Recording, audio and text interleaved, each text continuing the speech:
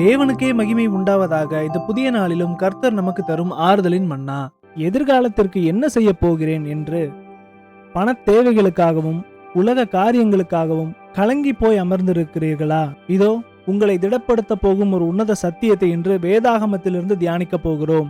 அநேகமாயிரம் பொன் வெள்ளியை பார்க்கிலும் நீர் விளம்பின வேதமே எனக்கு நலம். சங்கீதம் 119:72. வேதாகமத்தில் இந்த உன்னதமான வார்த்தைகளை எழுதியவர் தேவனுடைய மனுஷனாகிய தாவீது. தாவீது ஒரு சாதாரண மனிதர் அல்ல. அவர் ஒரு பெரிய ராஜ்யத்தையே ஆண்டவர். அவரிடம் அநேகமாயிரம் பொன்னும் வெள்ளியும் வைரங்களும் உலக புகழும் கொட்டி கிடந்தது. உலக மனிதர்கள் எதையெல்லாம் தேடி அலைகிறார்களோ அது அத்தனையும் தாவீதின் காலடியில் இருந்தது. ஆனால் தாவீது தன் வாழ்க்கையில் சோதனைகளையும் சத்துருக்களின் நெருக்கடிகளையும் சந்தித்தபோது அவரிடம் இருந்த பொன்னோ வெள்ளியோ அவருக்கு உண்மையான சமாதானத்தை தரவில்லை. மாறாக கர்த்தருடைய வார்த்தை தான் அவரை உயிர்ப்பித்தது. இதனால்தான் ஆண்டவரே, இந்த உலகத்தின் அநேகமாயிரம் பொன்வெள்ளியை பார்க்கிலும் நீர் எனக்கு கொடுத்த உம்முடைய வேதமே, உம்முடைய ஜீவனுள்ள வார்த்தைகளே எனக்கு நலம் என்று விசுவாசத்தோடு அறிக்கை செய்தார். இந்த சத்தியமே தாவீதை அத்தனை சூழ்நிலைகளிலிருந்தும் திடப்படுத்தியது. பிரியமானவர்களே, இன்று இந்த சத்திய வார்த்தை உங்களுக்கும் எனக்கும் எவ்வளவு பெரிய கண் திறப்பாக இருக்கிறது தெரியுமா? இன்று நம் பொன் வெள்ளி பணம் சொத்து போன்ற உலக காரியங்களை சேர்ப்பதிலே நம்முடைய முழு கவனத்தை செலுத்திக் கொண்டிருக்கிறோம்.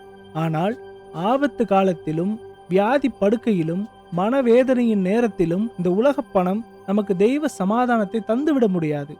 வேதாகமம் நமக்கு தரும் சத்தியம் என்னவென்றால், உங்களிடம் இருக்கும் வேதாகம வார்த்தைகள் தான் உங்களுக்கு மிகச்சிறந்த செல்வம். பணம் தராத விடுதலையை இயேசுவின் வார்த்தை உங்களுக்கு தரும். உலக பொருட்கள் அழிந்து போகலாம், ஆனால் நம்முடைய இயேசுவின் கிருபையுள்ள வார்த்தைகள் ஒருபோதும் அழியாது. சோதனைகள் உங்களை நெருக்கும் போது உலக காரியங்களை நம்புவதை விட்டுவிட்டு தேவனுடைய வார்த்தையை தியானியுங்கள். அந்த வார்த்தை உங்களை வாழ வைக்கும், உங்கள் தேவைகளை சந்திக்கும். இந்த வாக்கு தத்தத்தை விசுவாசித்து உங்களை திடப்படுத்திக் கொள்ளுங்கள். கண்களை மூடி ஜெபிப்போமா?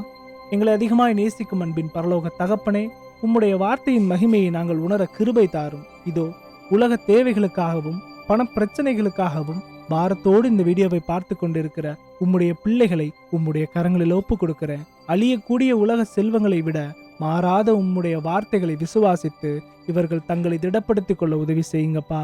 உம்முடைய கிருபையினாலும் தெய்வீக சமாதானத்தினாலும் இவர்களுடைய இருதயங்களை நிரப்புங்க ஏசப்பா. ஸ்கூல் காலேஜஸ்க்கு செல்லக்கூடிய பிள்ளைகளை உங்க கருத்துல ஒப்பு கொடுக்கிறேன். தேவைகள் அநேகமா இருக்குது ஏசப்பா.